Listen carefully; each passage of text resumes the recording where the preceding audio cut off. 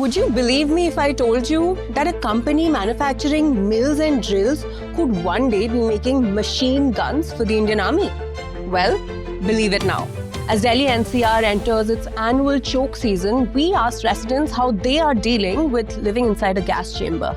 हमको अपनी city change करनी पड़ेगी बिकॉज यहाँ पे सर्वाइव करना बहुत मुश्किल हो गया है. It's nearly impossible.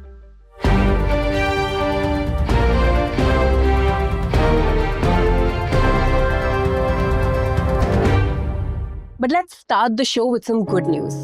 Therapy just got a lot cheaper and a whole lot more fun. And the therapist, a total four-legged catch.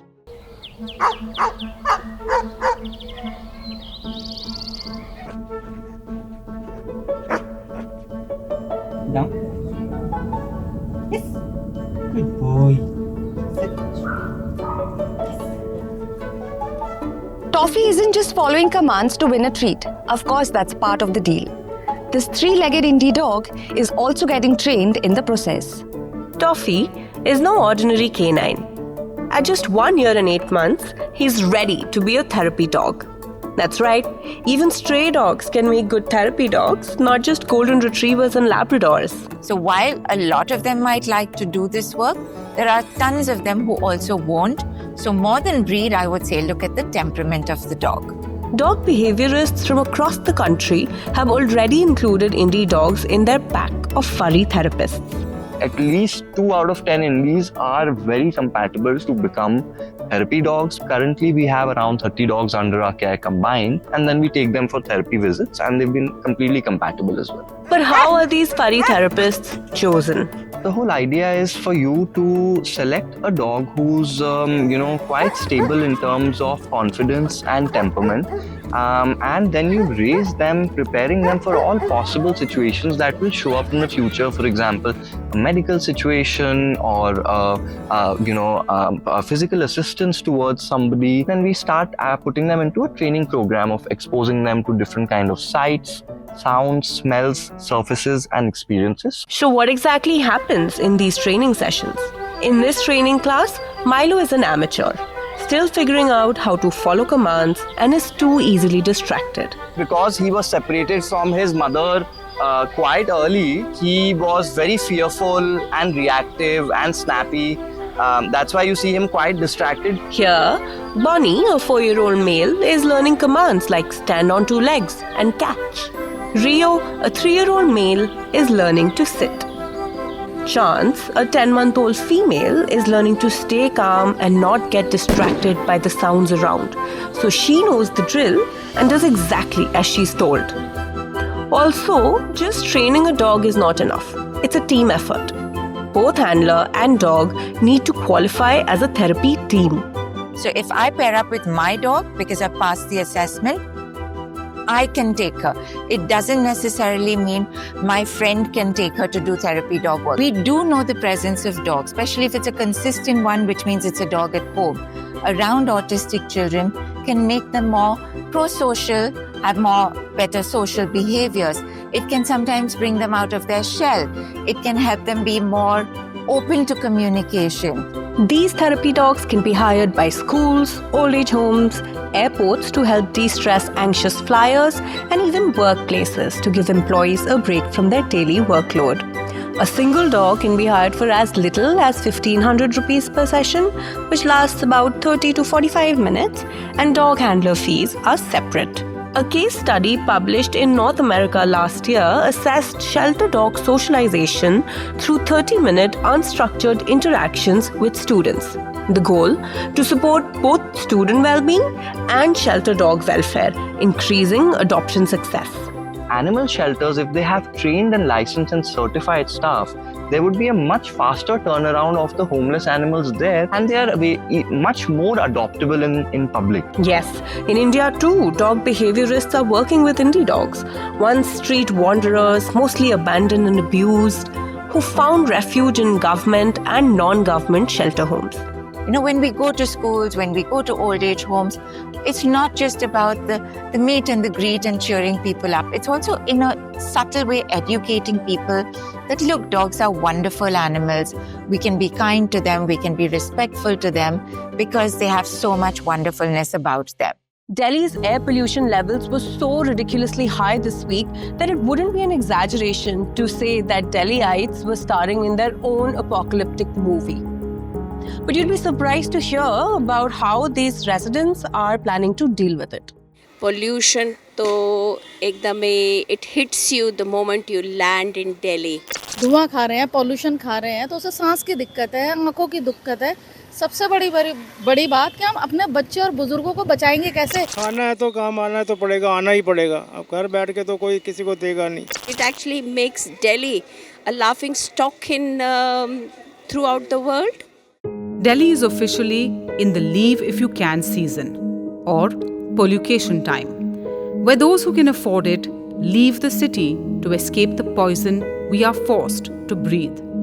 November 18 was another one of those tragic milestones, where Delhi made headlines for new levels of toxicity and plummeting levels of tolerance. My mother is a heart patient. Basically, she's having a pacemaker. तो pacemaker की वजह से उन्हें doctors ने suggest करा है कि all the time घर के अंदर एयर प्योरीफायर होना चाहिए। क्या ही फ़ायदा है स्टूडेंट लाइफ में देखने का, अगर 450 है तो भी जाना पड़ेगा, 150 है तो भी जाना पड़ेगा, 900 है तो भी जाना पड़ेगा। पोल्यूशन से अस्थमा की बड़ी प्रॉब्लम है मेरे छोटे भाई को, और बड़ी दिक्कत हो रही है, इनहेलर लेना पड़ता है उसको। कोई कुछ नहीं कर रहा इस बारे में, बस हम बात करके रह जाते हैं कि हाँ बहुत पॉल्यूशन हो गया है, ज़्यादा से ज़्यादा मास्क लगा लिए। मास्क लगाने से लेकिन क्या होगा, हवा तो वही है ना।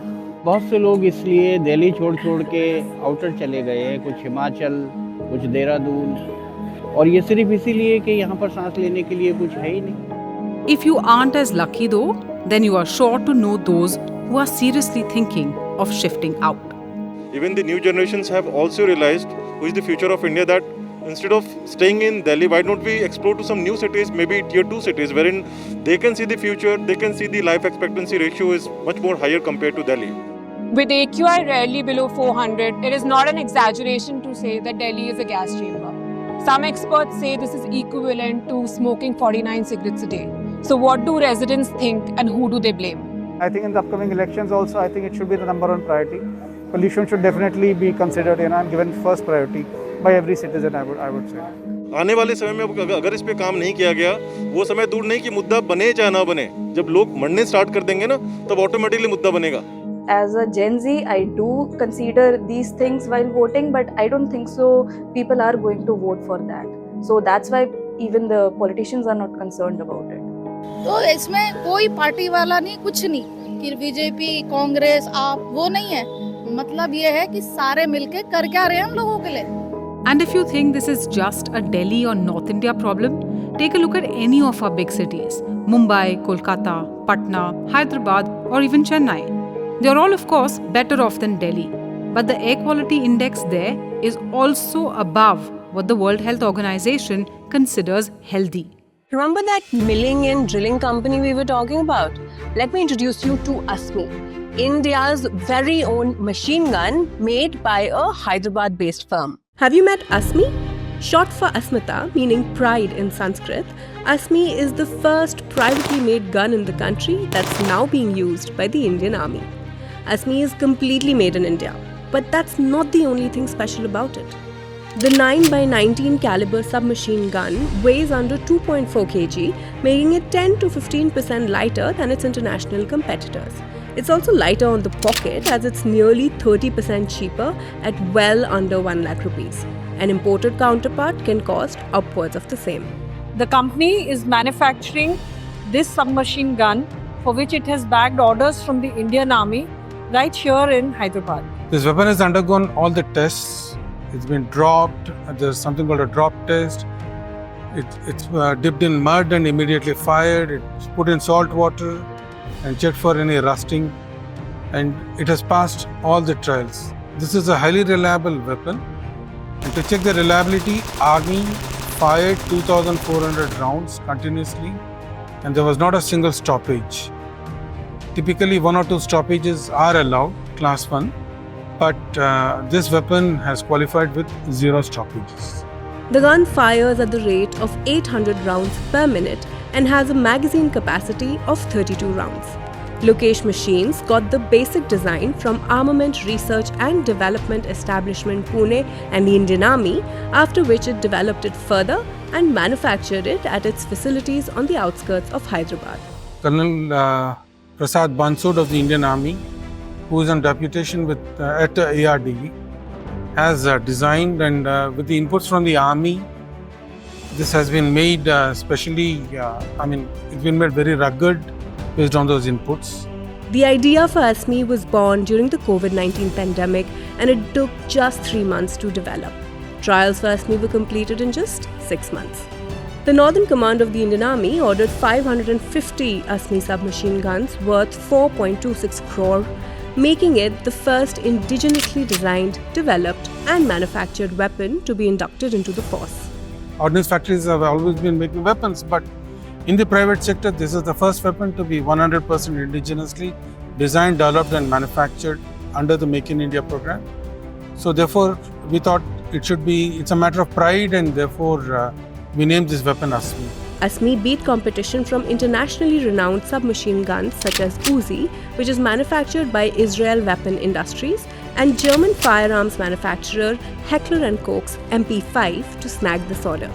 But wait, there's more. The Indian Army is not the only taker for ASMI. It has already delivered pilot lots of 10 guns each to NSG, which is testing it, and to Assam Rifles, which has cleared the gun for further induction. Having tasted success with ASMI, Lokesh Machines is now beefing up its armory and eyeing the global markets too for small arms. Apart from the submachine gun ASMI, Lokesh Machines has also developed a light machine gun as well as a general purpose machine gun, which it is planning to pitch to the armed forces in India as well as in the international markets.